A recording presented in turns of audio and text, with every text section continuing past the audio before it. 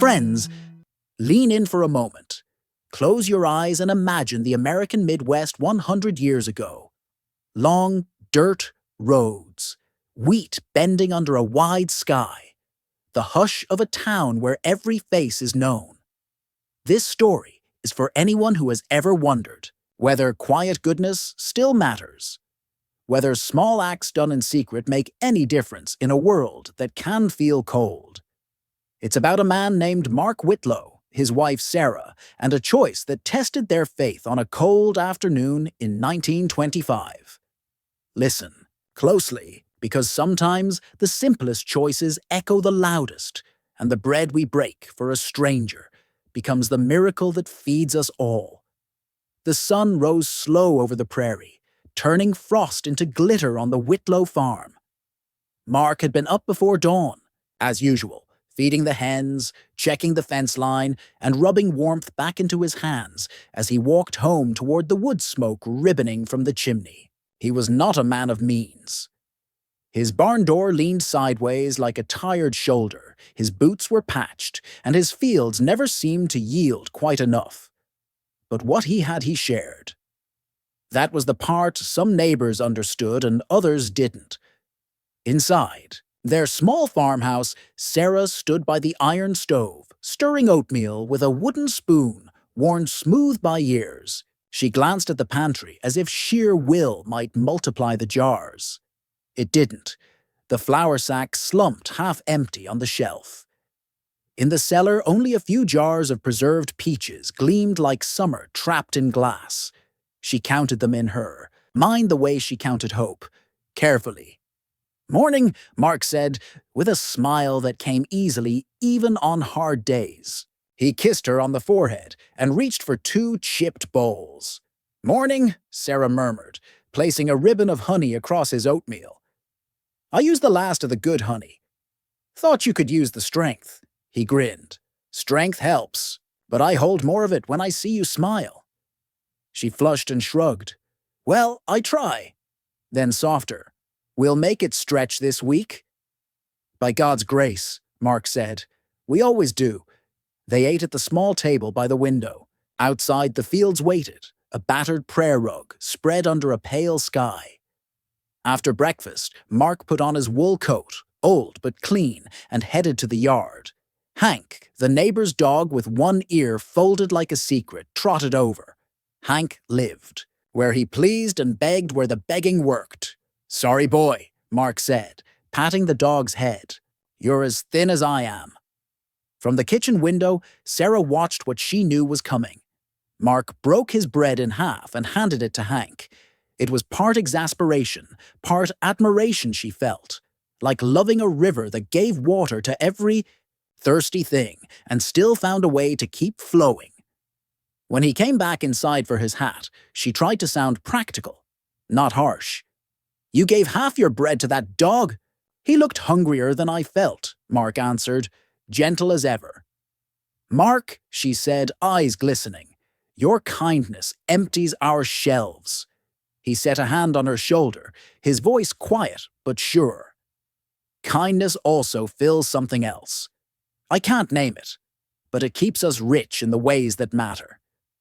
She said nothing, biting back, the reply forming on her tongue, because she knew she'd speak from worry, not wisdom.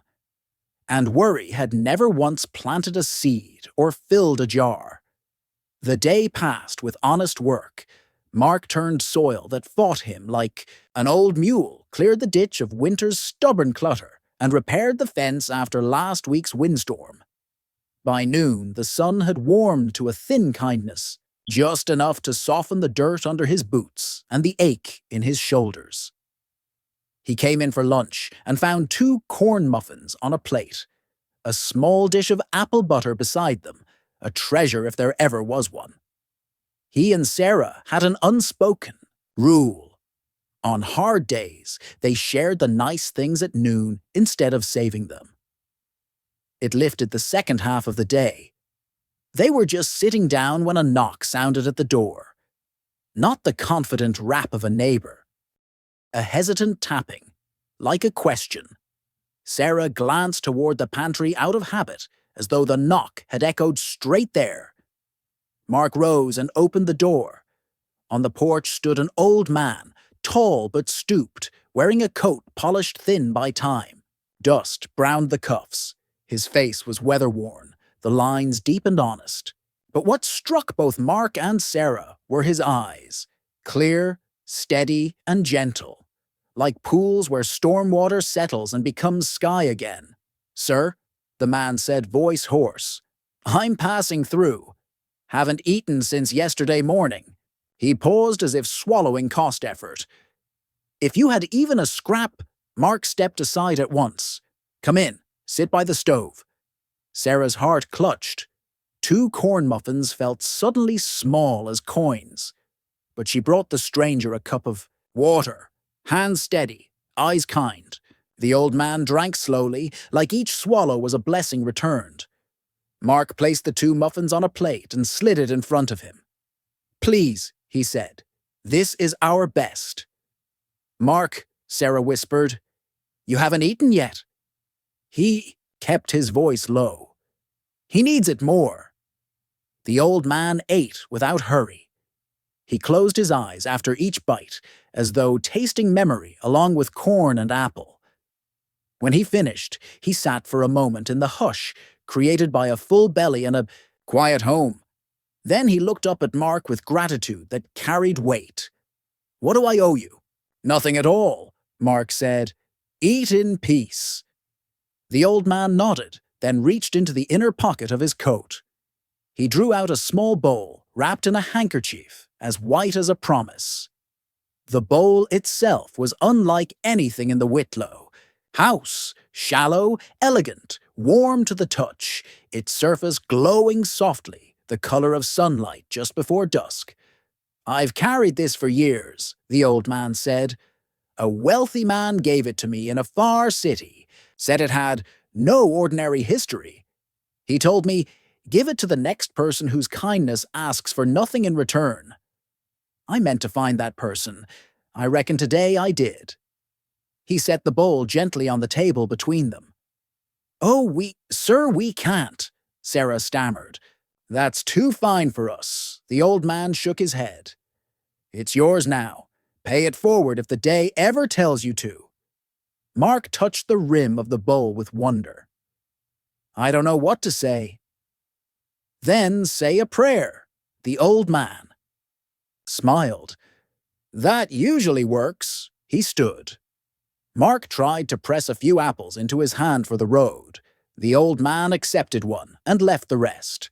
"You've given enough for today," he said, tipping his hat. "God bless you both." They watched him walk down the road, long coat flapping like a faded banner. The dust swallowed him by degrees until the road held only distance. That evening, the Whitlows ate potato soup thinned with water and shared a laugh at a memory of summer. The bowl, that shining bowl, sat on the shelf where the sunlight might catch it in the morning. They had no idea what to do with such a thing, but they felt oddly comforted that it existed in their house, like a lamp that hadn't yet been lit. "Maybe it's worth something," Sarah said softly. "We could trade it for flour." "Maybe," Mark answered. "But I don't want our first thought to be selling a gift." She nodded, almost embarrassed. "I know. Fear talks fast when the pantry's light." "We'll see what tomorrow brings," he said. Tomorrow brought a storm that moved in like a marching band. First the drum of distant thunder, then the brass of wind, then the whole sky booming with it. Rain hammered the roof and turned the yard into a quilt of puddles. The barn door shuddered and slammed like a thing alive. Mark raced outside, coat over his head. He dragged tarps, tied knots, braced the fence. Across the field, the creek swelled, past its banks and began to gnaw at the edge of his potato patch. He worked until his breath came hot and sharp, until his fingers went numb and his clothes soaked through, until there was nothing more he could do but pray. When the storm finally limped away toward the east, the field was pocked and raw. The creek had stolen a strip of good earth and left a ragged scar. Mark stood with his hands on his hips, grief quiet and private. That night, they ate the last of the soup. Afterward, Mark took the bowl down from the shelf and turned it over, in his hands. "Let's not sell it," he said, surprising himself. "Not yet." "Then let's put it to use," Sarah whispered, "for something holy." "What did you have in mind?" She looked at the pantry door. "Let it become our grace bowl. Every coin we can spare, every small thing we can give. We'll place it there first. We'll bless it. And when we pass it on, whatever it holds, we'll be sharing more than food or money. We'll be sharing faith." Mark smiled, a tired smile with light in it. "I like that." They set the bowl in the middle of the table. He placed 3 pennies in it. She added a single peppermint she'd been saving for a sweet moment. Then they bowed their heads. "Lord," Mark prayed, "make this bowl a well we can draw from, not just for us, but for anyone thirsty." Weeks followed that felt stitched from both worry and wonder. The storm damage cut into their yield, yet almost mysteriously, small mercies kept arriving. A neighbor dropped off a sack of potatoes by mistake. The general store offered Mark a day's work unloading flour. The butcher, who rarely smiled, pressed a bundle of soup bones into his hands with a grunt that sounded suspiciously like kindness. Each time they received, they placed a bit into the grace bowl. A coin, a treat, a note of thanks. Because gratitude, like seeds, multiplies when planted. Then word reached town that the Thompson place had burned. The Thompsons were a young couple with a baby, their home reduced to smoke and ash. The town stirred, as towns do, to gather help. Mark and Sarah looked at each other and didn't have to speak. They brought the bowl. The neighbors gathered in the church basement, a swell of talk, and the scent of coffee rising to the ceiling. Mark set the bowl on a table near the front, beside tea.